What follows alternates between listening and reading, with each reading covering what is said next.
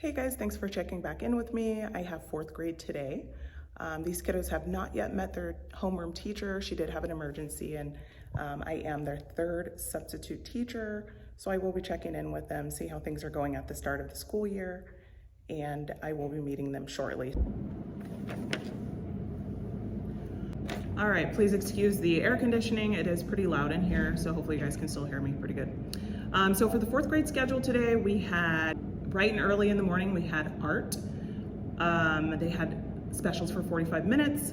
And then morning meeting. During our morning meeting, I really just try to check in with the students. Like I mentioned, I am their third substitute teacher. It is back to school, week, and their teacher had an emergency. So sometimes that happens, and this teacher was unable to make it due to an emergency, and so we had to fill in. After that, we moved on to a reading assignment. They did have a 15-minute recess, which we went outside, and then after that we came back in for writing, and we started on just the formation of a paragraph and just making sure all the components are there and details.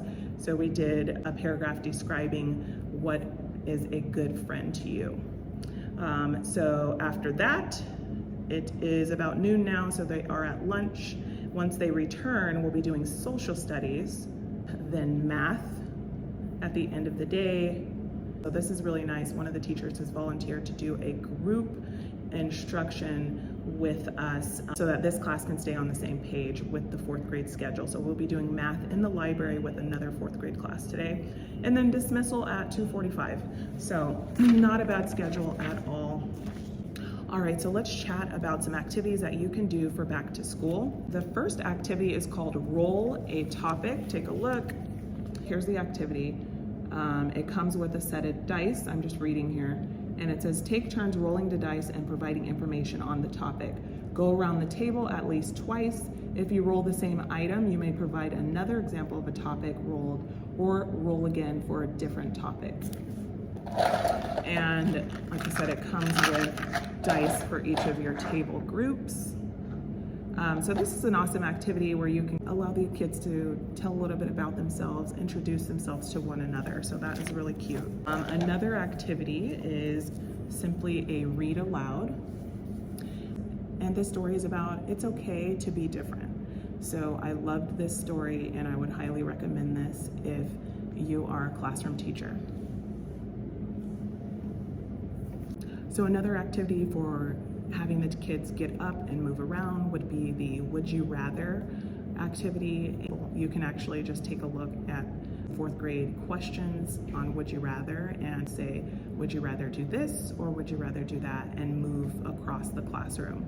One of the teachers came in to give me some extra copies for the students, so that was really nice. So another activity would be a yes, no, maybe question, and they can move to 3 different areas of the classroom. One side would be for students to move to the yes area if they would do that.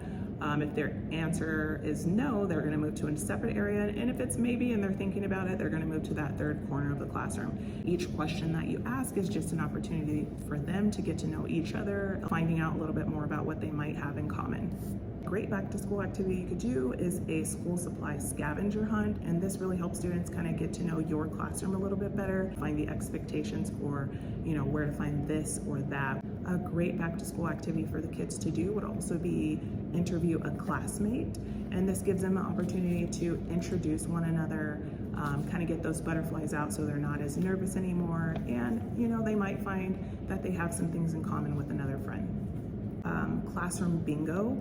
I've done that activity in class way up to 7th grade. You can print those out online and just have separate questions on the bingo and different questions for each bingo card. Name game. So that's a good game for memorization. So you would basically start at the front or the back of the classroom, ask that student to share out loud their name, and the next person that goes after them would say and repeat that student's name as well as their name and say that aloud for everyone else to hear.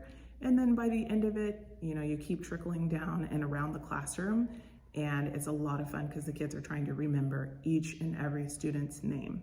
And it's also great because repetition, you're gonna repeat those names again and again aloud, and it really allows everybody to get to know each other a lot faster. This one is fun. It's called 2 Truths and a Fib.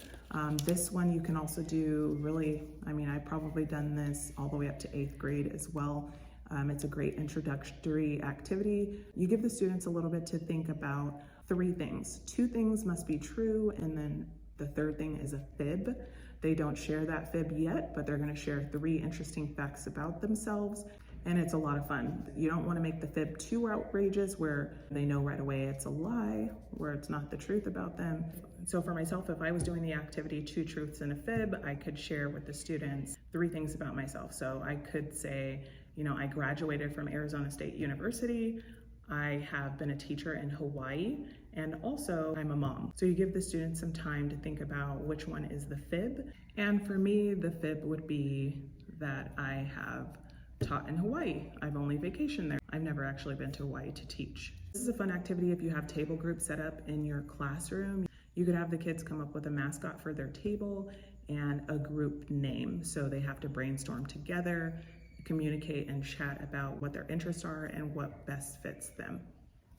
But remember, back to school is super, super busy. Most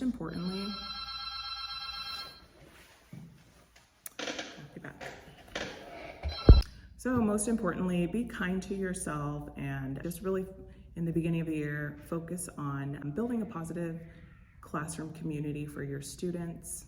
Really working on establishing classroom management, because that's huge. You want to establish that first and foremost. And when you do the back to school activities, keep things fun and light. So if you found these activities for back to school helpful, definitely subscribe for more. Thanks guys for tuning in, and I'll see you in the next one. So I did forget to mention in this vlog that during the morning we did have a lockdown practice drill. Typically towards the beginning of the year, there will be several drills to be practiced in school. And with this lockdown drill, it is a practice in case of emergency of a threat being on campus or off campus, or there's actually 2 different ones, practice for a lockdown.